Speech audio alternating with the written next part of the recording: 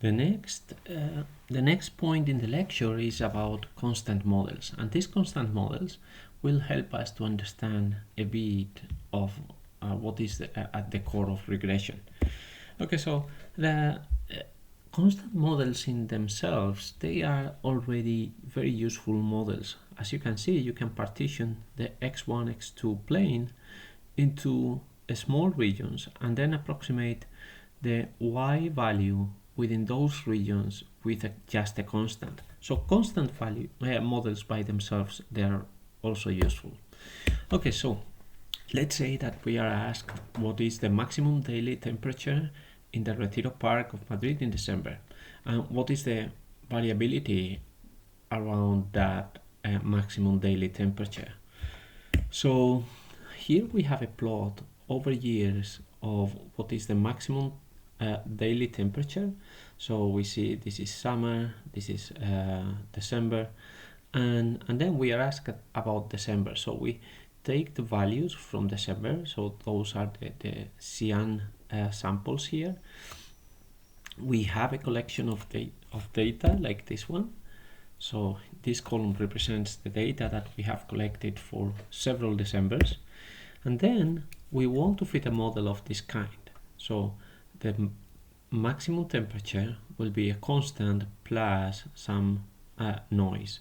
This noise is called the stochastic component. This constant is called the deterministic component.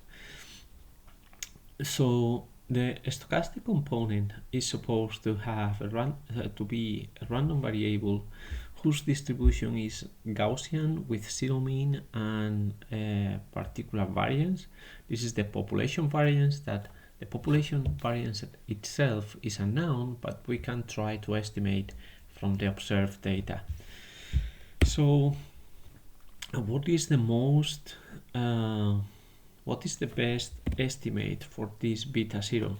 So beta 0 hat, so hat means the estimate that we get from a particular sample. So it is the mean of those samples. So we take all the observations yi that we have collected for this number of Decembers, and then so every point here is a day, and then we calculate the mean. And the mean in this case is 10.45, and that is the deterministic component. So what about the stochastic component? So the stochastic component is the variation that we observe on top of the deterministic component. So let's say that these are T max minus beta 0 squared. So T max minus beta 0 is the epsilon, and then we are representing epsilon squared. So now we take the mean of all these deviations, and this mean is 6.97. So there is a small technical detail whether it should be divided by n or n minus 1 if we want to have an unbiased estimator of the variance, and see that here we have hat variance, so hat sigma. So that means that this is our estimate of the variance. This is not the true population variance, but our estimate. So yeah, but apart from that, the idea is simple. So we take the residuals. The residuals is the difference between the observed value and whatever we predict for that day. And in our constant model, we are all the time predicting the same value. And our prediction in this case was just the mean of those values, so the mean of y. So this is the residual, and then this residual can be positive or negative. We don't care in which sense it goes, so we square it. So the stochastic component, we characterize it before as having zero mean and a variance sigma squared. So now we have an estimate of that variance. So is there any other constant model that is better than the one we have produced? So what what we are doing by approximating by constant model is approximating all this cloud of points by a line.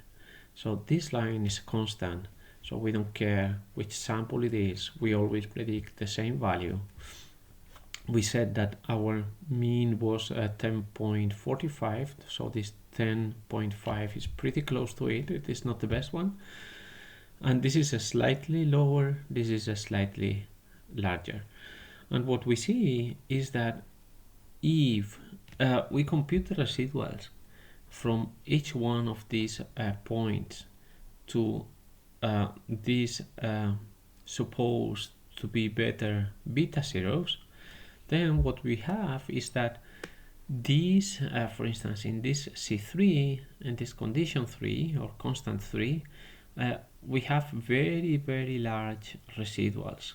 So the square of those large residuals will be also large. And the same happens a bit to a lesser, to a smaller extent. It also happens here for the constant 1. So in constant 1, we have some residuals that are pretty large, while some others they are rather low. And for C2, C2 is just in the middle of all samples, or almost at the middle of all samples. So we see that there are large residuals like this one here, but most of them lie close to the line. So that is what this residual is encoding. So the residual is the difference between our observation and our prediction. And our prediction for a constant model is just a constant. So we have our constant, we have the length of these residuals, that is the difference between our observation and our prediction. And then what we want is to minimize something related to the residuals. So we could have different goal functions to minimize. So the one we have chosen typically is this one. This is called least squares, because we have the square of the residual and we want it to be as small as possible. So that is why it is called least squares. Instead of squaring them, we could take the absolute value. So we said before, we don't care if it is positive or negative, that is why we squared it. But the same effect would be produced by taking the absolute value.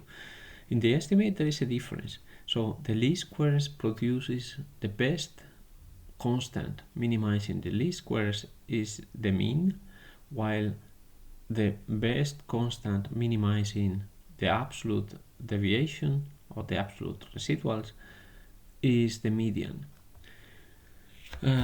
We could have something different like this one here. So we simply add all the residuals, but there is a problem with this addition of residuals. So for instance here we can see that most of the residuals are high, positive and large. So these ones, half of them are positive, the other half are negative, and there is an approximately equal number of positive and negative numbers. And here most of the residuals are negative.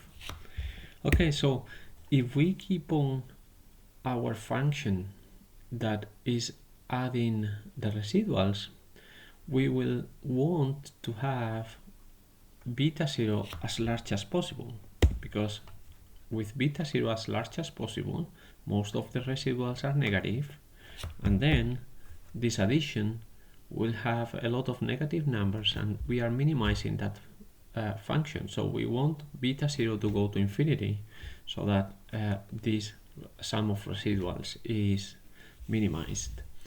So actually this is not what we want to minimize. What we want to minimize is something that stays more or less in the middle.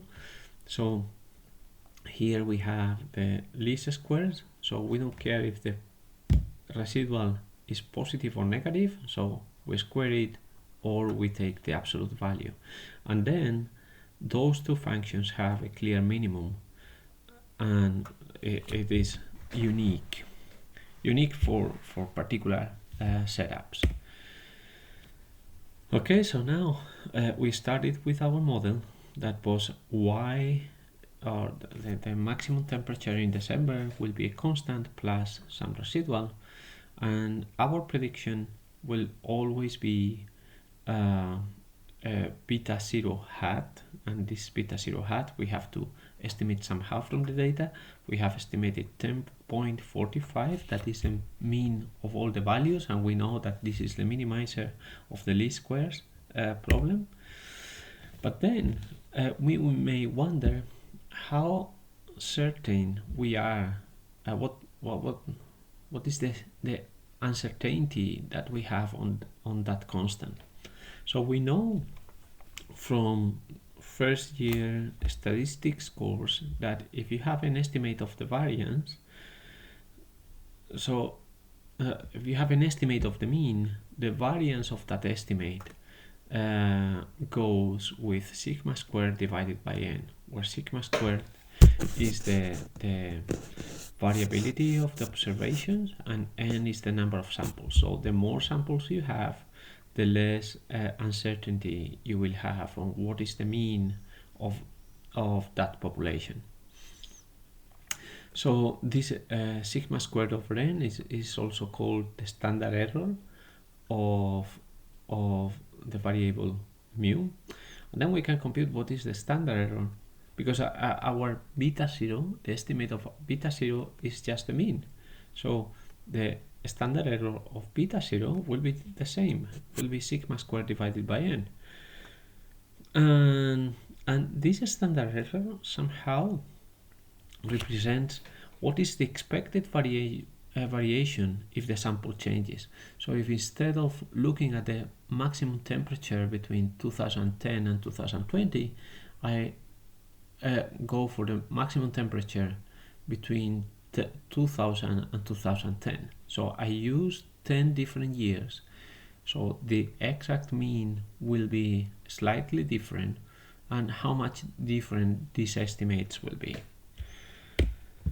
Okay, so we have our prediction model, and we can, with the standard error, we can put a confidence interval on our estimate of beta 0. So we have come out with some estimate of beta 0 that was here, 10.45.